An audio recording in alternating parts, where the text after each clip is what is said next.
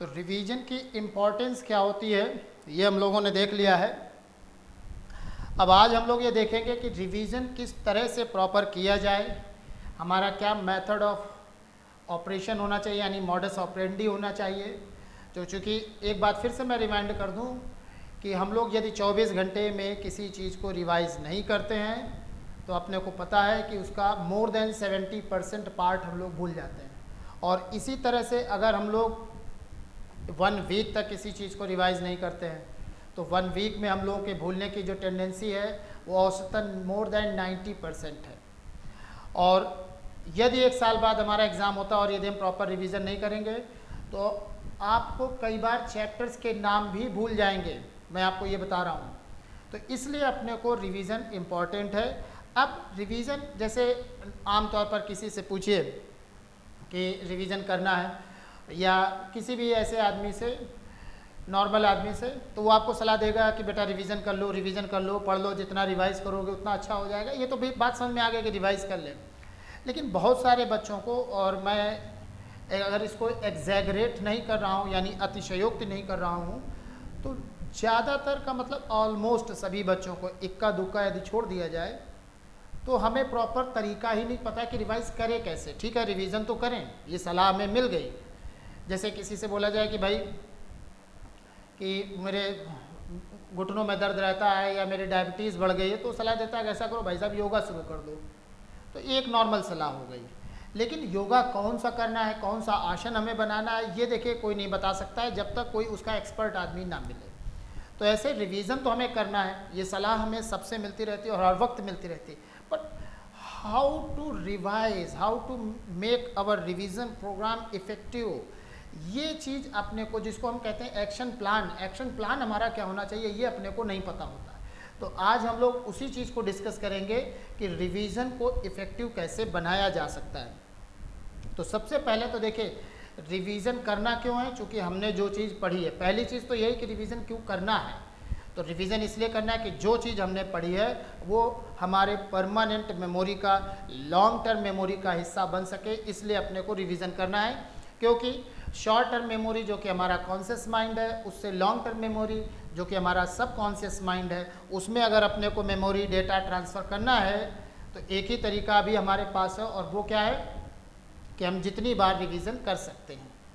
तो अब चूंकि ज़रा ध्यान से देखिए, हम बिल्कुल बेसिक बात पर आते हैं। तो चूंकि हमारा जब 24 घंटे में ही within 24 hours we are going to forget about 70% और मोर देन 70%, तो इसका मतलब हो गया कि हम 24 घंटे भी अफोर्ड नहीं कर सकते हैं रिवीजन ना करने को।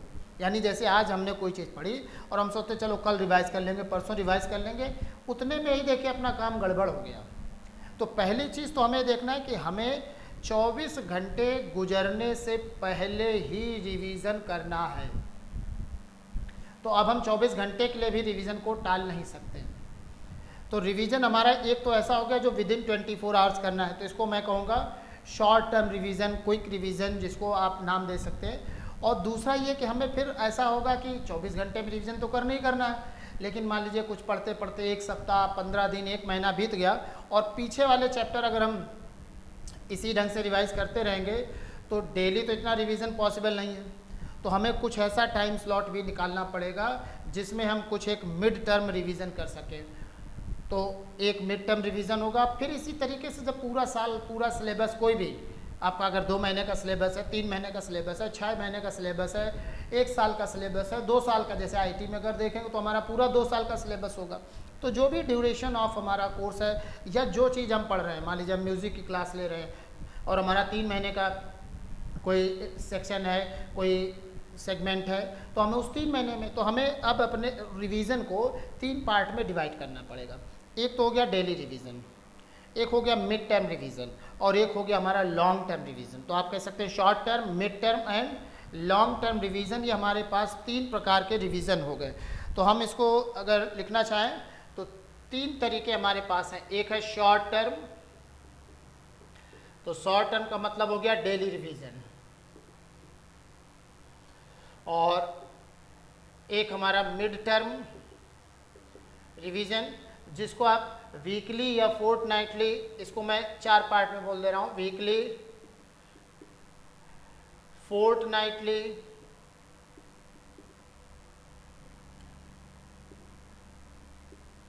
फोर्टनाइटली यानी 15 दिन, या वीक, मंथली। इसको इन 3 पार्टों में फर्दर हम डिवाइड कर सकते हैं कि एक वीक में रिवीजन कर लिया, फिर एक 15 दिन में रिवीजन कर लिया, फिर एक महीने के बाद में जाके रिवीजन कर लिया। और फिर हमारा है लॉन्ग टर्म रिवीजन, जो कि at the end of completion, यानी हम 1 साल या 2 साल मान सकते हैं। तो मैं इसको ऐसे लिख दे रहा हूँ, बिफोर फाइनल एग्ज़ाम, जो हमारा फाइनल तो ये हमारा 1 साल और 2 साल का ये हमारा पीरियड हो सकता है। तो पहले तो हमें रिवीजन प्रोग्राम को ये देखना है कि रिवीजन का मतलब हमें कितने पार्ट में इसको डिवाइड करना है। So we have basically 3 parts for revision which is written down here. तो अब हम फोकस करेंगे पहले कि हमारा शॉर्ट टर्म रिवीजन यानी जो डेली रिवीजन है वो कैसा होना चाहिए और क्या उसके लिए हमारा प्रोसीजर होना चाहिए। तो डेली रिवीजन पहले बार तो कितनी बार होना चाहिए, तो अगर मैं डेली रिवीजन को आप इलेबोरेट करें, सो डेली रिवीजन जो ये हमारा है ये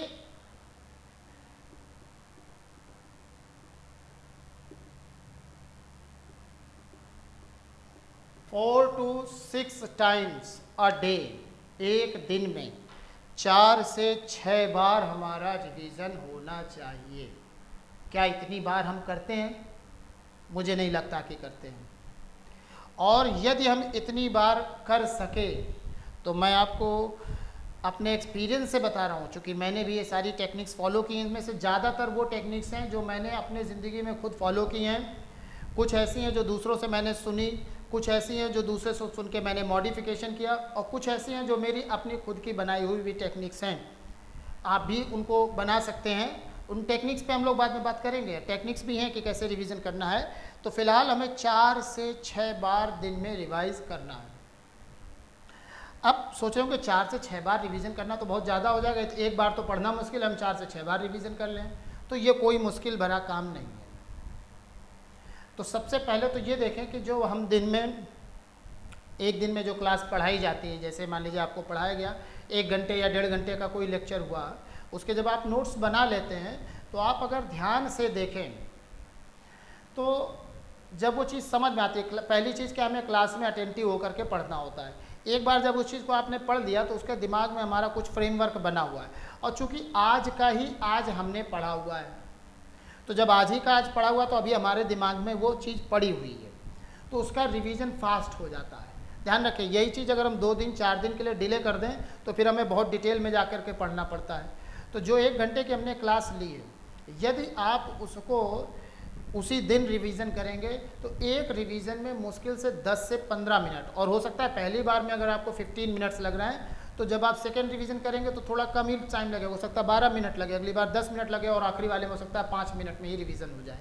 तो ये जो पूरा रिवीजन है, यदि आप 4 बार भी करते हैं तो ये एक लेक्चर यानी एक सब्जेक्ट, जैसे मान लीजिए आपने कोई भी सब्जेक्ट, फिजिक्स पढ़ा, केमिस्ट्री पढ़ा, मैथ पढ़ा, इंग्लिश पढ़ा, बायोलॉजी पढ़ा, व्हाटएवर सब्जेक्ट आपने पढ़ा, यदि आप 1 से 1.5 घंटे का लेक्चर ले रहे हैं तो उसके रिवीजन को 4 बार करने के लिए 4 बार आपको किसी भी हालत में 45 मिनट से 1 घंटे से ज़्यादा नहीं लगेगा। अब इतना समय तो हमें निकालना ही पड़ेगा देखिए रिवीजन के लिए, और यदि 6 बार करते हैं तो 1 घंटे से 1.25 घंटे, इससे ज़्यादा समय हमारा नहीं लगना है। तो डिपेंडिंग वो किस टाइप का चैप्टर है, अगर थोड़ा सा डिफ़िकल्ट, जैसे मान लीजिए आज कोई डिफ़िकल्ट पोर्शन आपको पढ़ाया गया तो आप उसको 6 बार रिवाइज कर सकते हैं। ये थोड़ा सा इजी सेक्शन है, जल्दी समझ में आ गया, केवल प्रैक्टिस बेस्ड था, तो आप उसको 4 बार भी कर सकते हैं, कई बार 3 बार में भी बन जाएगा। तो ये मैंने एक एवरेज आपको रूल बता दिया।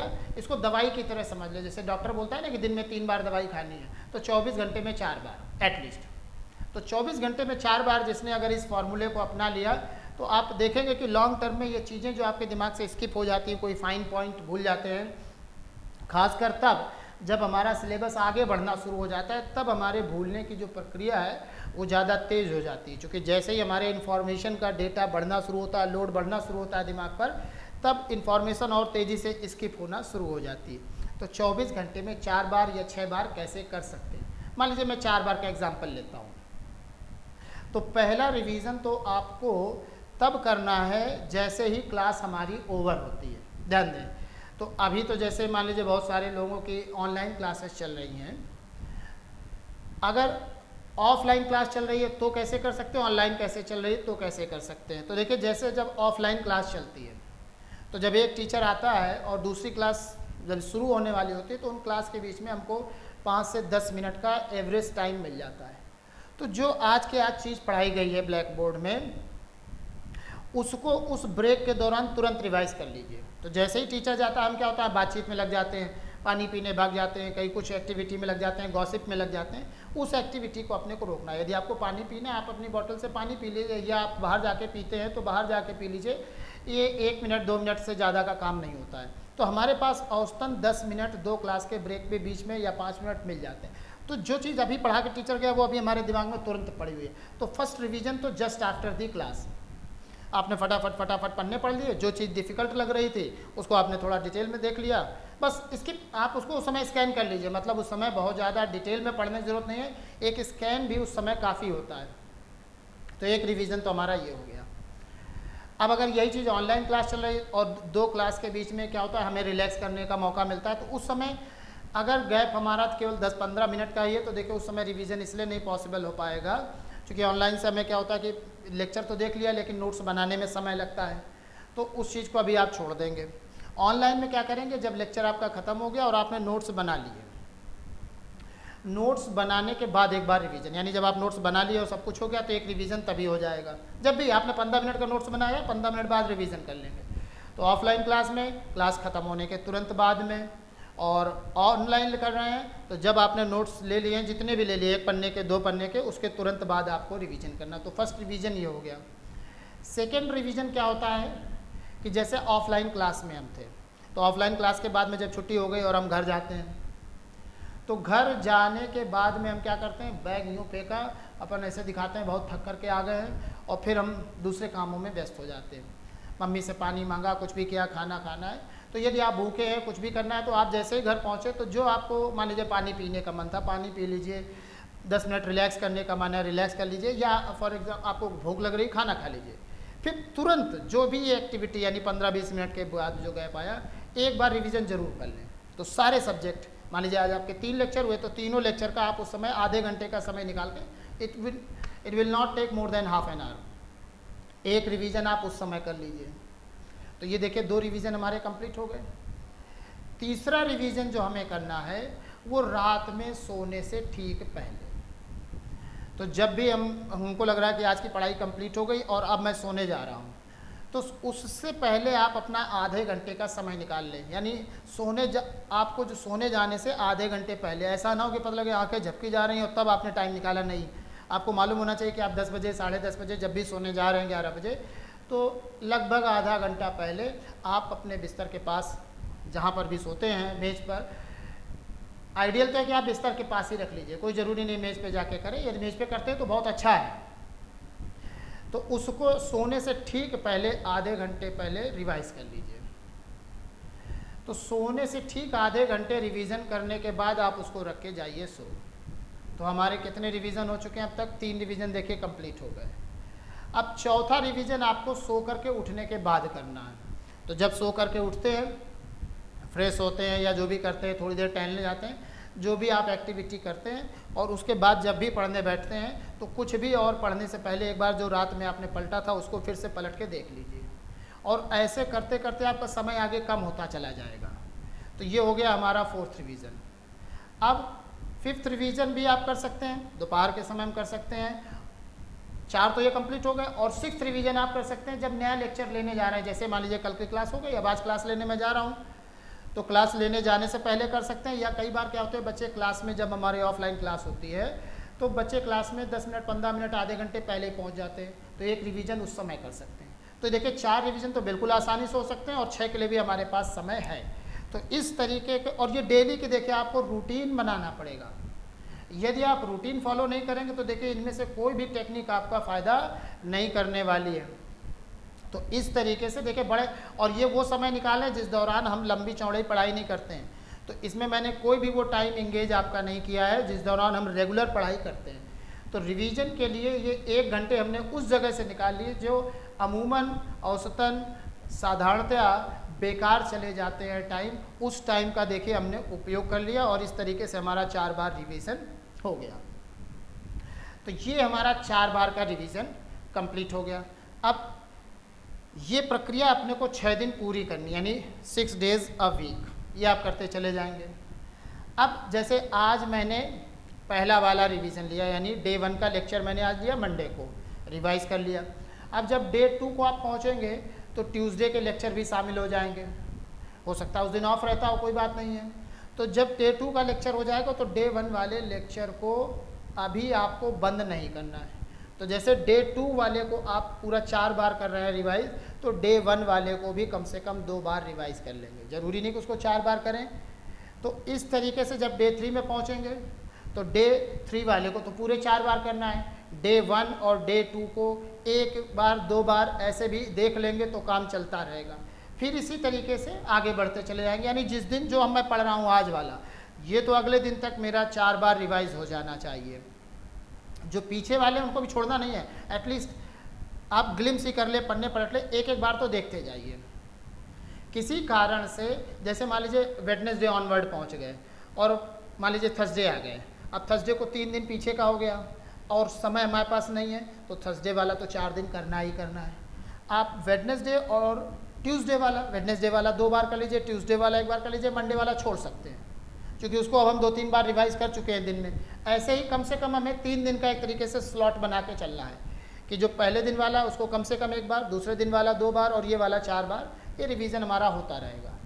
अब सैटरडे पहुंच गए तो सैटरडे को पीछे वाले 2 दिन के हो गए। संडे को अपने को क्या करना है, पूरे सप्ताह में जो पढ़ा है, ध्यान रखें कोई भी नई चीज़ भले संडे को पढ़ें ना पढ़ें, ये बात बहुत ध्यान से कर लें। कई बार क्या होता है जब हम सब्जेक्ट पढ़ रहे होते हैं तो हमको आगे पढ़ने की इतनी आदत हो जाती है कि हम पीछे वाले को भूलते जाते हैं। हमारा मन जो होता है बड़ा कौतूहल भरा होता है। कौतूहल भरा का मतलब होता है कि क्यूरियोसिटी, कि कितना पता लग जाए और आगे पता लग जाए, और हम इस बात की कई बार परवाह नहीं करते कि जो हमने अभी तक सीखा है वो हमारे मेमोरी में है भी या नहीं भी। जैसे एक बार के मैं एक छोटी सी कहानी सुनाता हूँ जिससे आपको क्लियर हो जाए कि रिवीजन का महत्व कितना है। वो तो मैं साइंटिफिक तरीके से बता चुका हूँ, एक छोटी सी कहानी से और समझ में आ जाएगा। एक बार एक जंगल से एक आदमी जा रहा है और वो देखता है कि 2 लकड़हारे, सरकारी आदेश हुआ है, वो पेड़ की लकड़ी को काट रहे हैं और एक लकड़हारा क्या है, वो लगातार लगा पड़ा है, कुल्हाड़ी मार रहा है, पसीना निकलता जा रहा है, थकान हो गया, लेकिन डटा पड़ा है ना कि हम हारेंगे नहीं, वो मेहनत से काम कर रहा है। दूसरे लकड़हारे को देखा कि वो तो अपना पेड़ के नीचे सुस्ता रहा है और कुल्हाड़ी को एक पत्थर पे रगड़ रहा है।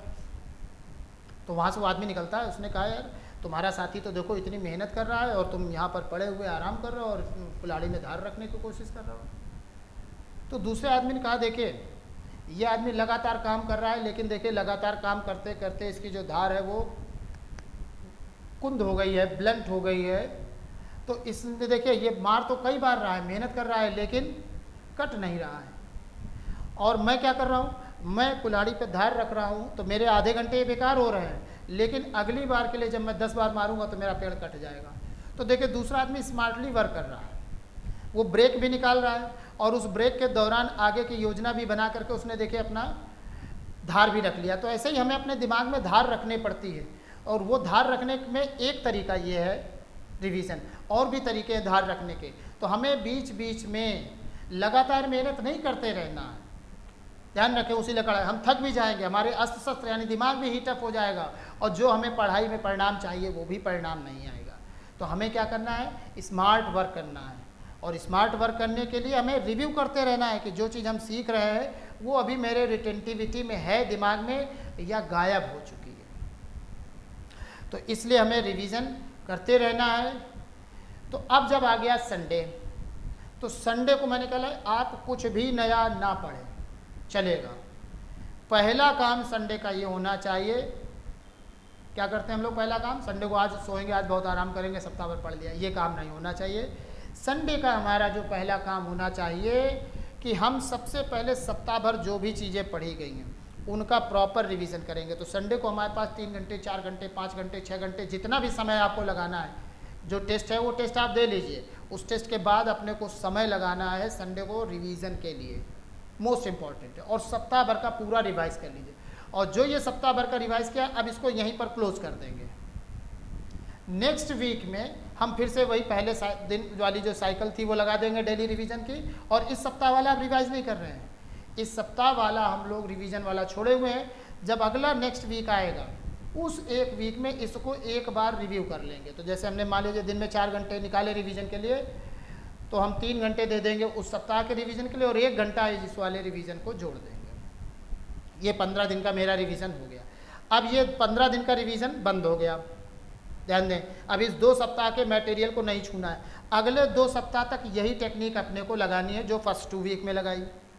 फिर जो आखिरी संडे आएगा, यानी जो चौथा संडे पड़ रहा है, तो उन 15 दिन का तो रिवीजन करना है। और इन 15 दिन का, यानी पहले संडे को 1 सप्ताह का, दूसरे संडे को 2 सप्ताह का, तीसरे संडे को फिर से केवल 1 सप्ताह का जो थर्ड वीक है, और चौथे संडे को चारों सप्ताह का 1 वीक, पूरे 1 मंथ का रिवीजन हमें करना है। इसलिए मैंने जो मिड टर्म लिखा है वीकली, फोर्टनाइटली और मंथली। मेरे ख्याल से ये टेक्निक अपने को क्लियर हो गई है। ये जो लॉन्ग टर्म रिवीजन है, ये मैं अलग से एक लेक्चर में कवर करूँगा, क्योंकि अभी तो हमारा लॉन्ग टर्म आने वाला नहीं है, या जब भी हो सकता है कि ज़रूरत पड़ेगी। तो लॉन्ग टर्म रिवीजन की प्लानिंग थोड़ी अलग ढंग से होती है, यानी जब हमारा फाइनल एग्ज़ाम में आने वाला है, उससे पहले हमें छोटी छोटी बहुत सारी चीज़ें सीखनी पड़ेंगी। तो अभी हमको 1 वीक का प्रोग्राम मिल गया, 1 मंथ का प्रोग्राम मिल गया, डेली का प्रोग्राम मिल गया, और ये आज से ही शुरू कर देना है, ध्यान रखें, और डेली करना है हर चीज़ के। देखिए, मैं फिर से बहुत बार रीआइट्रेट करूँगा कि हमें किसी भी चीज़ का परिणाम तभी मिलेगा जब हम उस चीज़ को डेली करेंगे। कम करें, ज़्यादा करें, पर डेली ज़रूर करना है। देखिए, हमारे पुरानी एक बचपन में आप सभी ने कहानी सुनी होगी कि slow and steady wins the race, यानी कछुआ अंत में जीत जाता है। और वो केवल एक कहानी नहीं है, ध्यान रखें, उसमें बहुत बड़ी सीख छुपी हुई है। ये ज़िंदगी की सबकी कहानी है। उस कहानी से बताने की कोशिश की जा रही है कि जो धीमा चलता है वो जीतता है, ये नहीं बताने की कोशिश की जा रही है। हम कई बार गलत शिक्षा ले लेते हैं, जो तेज चलता है वो हार जाता है, ऐसा भी नहीं उसमें सिखाया जा रहा है। उस कहानी में सिखाया जा रहा है कि जो लगातार चलता रहता है, भले ही धीमे चले, कॉन्टिन्यूटी इज इम्पॉर्टेंट। तो हमें सततता, कॉन्टिन्यूटी बनाए रखनी, कम करें ज़्यादा करें, लेकिन डेली ज़रूर करें। जब आप गैप कर लेंगे तो फिर भले ही कितनी तेज कछुए हों, खरगोश हों, फिर तेज़ दौड़ने से नहीं जीत पाएंगे।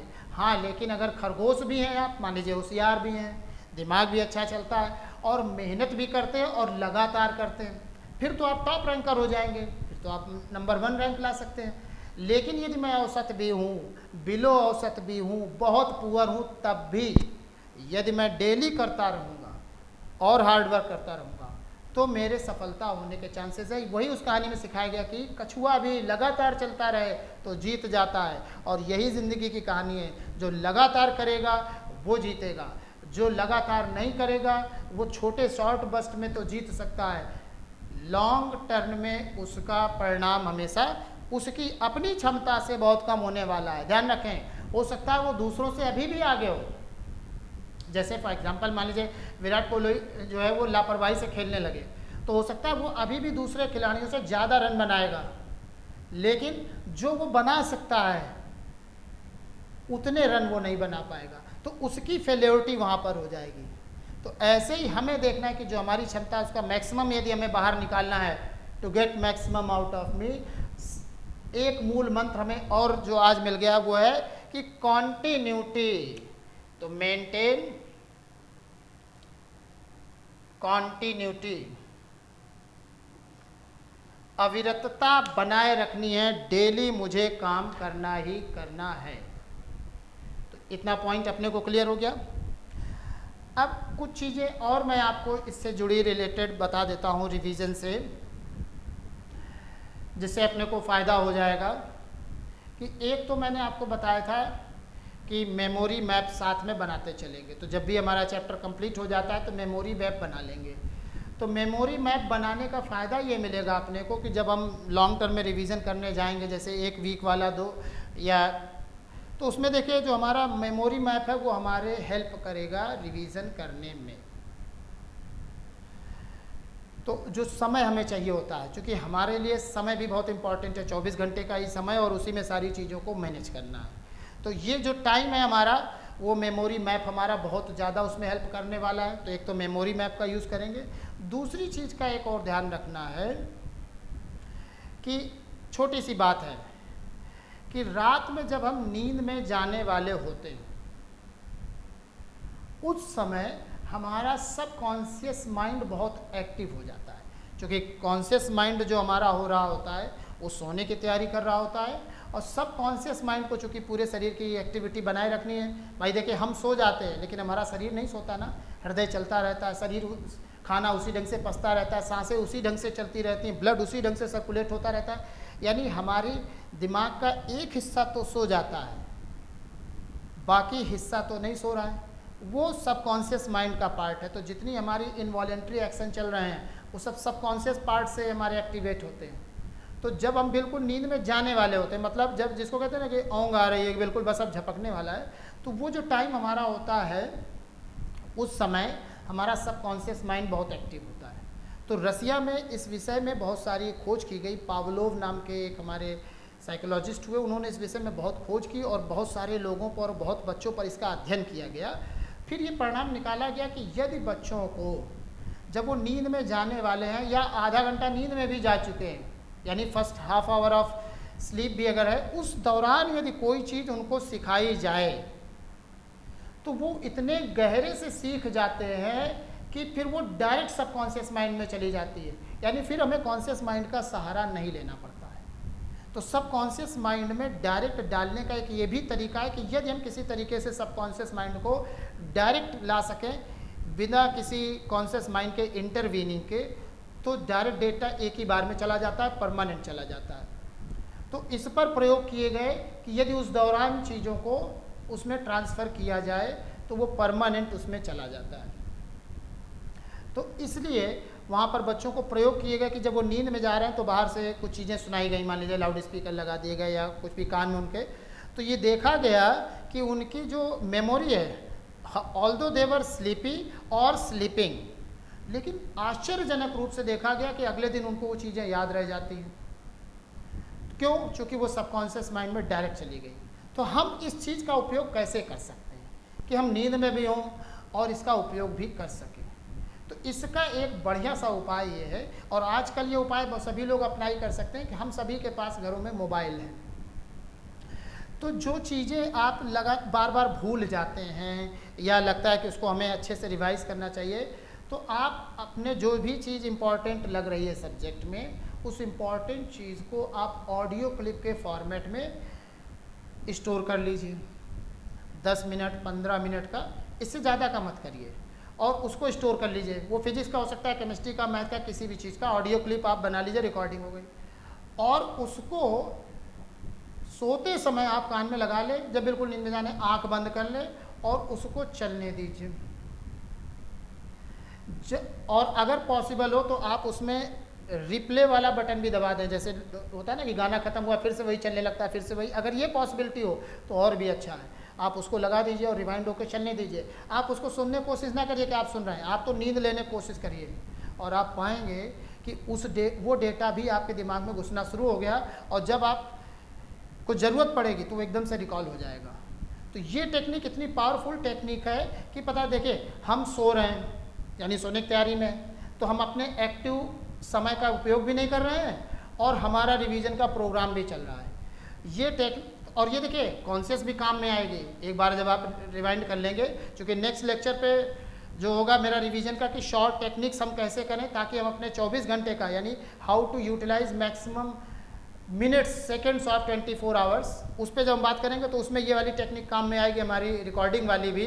तो आजकल चूँकि रिकॉर्डिंग की सुविधा सबके पास में, लेकिन फ़िलहाल ये रिवीजन के लिए तो आप इतना कर ही सकते हैं कि आप चीज़ों को कर लीजिए रिकॉर्ड, और सोने से पहले उनको सुन लीजिए और डेली काम ये करिए बिना ये चिंता किए कि हमें याद हो रहा है कि नहीं याद हो रहा है, और आप पाएंगे कि लॉन्ग टर्म मेमोरी का वो हिस्सा बन चुका है। तो बताइए इससे बढ़िया क्या हो सकता है कि हम सो रहे हैं लेकिन हमारा दिमाग काम कर रहा है, और हमें सारा काम करना तो इसी दिमाग से ही है। तो हम क्यों ना इसके मालिक बने और इसको गुलाम बनाएं। अभी उल्टा है, ये हमारा मालिक है और हम इसके गुलाम हैं। अब हमें उल्टा करना है। उल्टा मतलब जैसा सीधा होना चाहिए कि we are the owner and it is our slave, we have to give direction to it कि कैसे काम करना है बेटा, तुम ही करोगे। तो करवाना इससे है, लेकिन उसकी ट्रेनिंग हमें लेनी पड़ेगी। तो सोते समय में भी आप इसको ज़रूर ट्राई करके देखिए। जो जो चीज़ें भूल जाती है आप उसको रिवीजन में डाल दीजिए, मोबाइल में क्लिपिंग बना लीजिए, और जब जिस चीज़ को सुनने का मन हो आप सुनते रहिए। कितना बढ़िया है। और ये तो आप दिन में भी कर सकते हैं। जैसे आप जब ब्रेक ले रहे हैं 10 मिनट का और मन होता है कि चलो सो लें या कोई गाना सुन लें, उस गाना सुनने के बजाय इसको लगा लीजिए, चलने दीजिए। आप सुनने की कोशिश मत करिए, आप तो आंखें बंद करके सोने की कोशिश करिए। जो बाकी दिमाग को काम करना है वो करता रहेगा। तो रिवीजन की टेक्निक का आज ये हो गया कि हम दिन में 24 घंटे में कैसे कर सकते हैं, 15 दिन में कैसे कर सकते हैं, 1 महीने में कैसे कर सकते हैं। लॉन्ग टर्म अलग से पूरा मैं बाद में कवर करूँगा, चूँकि वो बाद की प्लानिंग का हिस्सा होगा। और ये सोने वाली टेक्निक रिकॉर्डिंग वाली ज़रूर कर लीजिए, क्योंकि आगे जो मैं बताने वाला हूँ हमारी कुछ और शॉर्ट टेक्निक्स कि दिमाग की हम एक्टिविटी को कैसे बढ़ा सकते हैं और 24 घंटे का कैसे भरपूर उपयोग कर सकते हैं, ये सब नेक्स्ट टाइम में देखेंगे।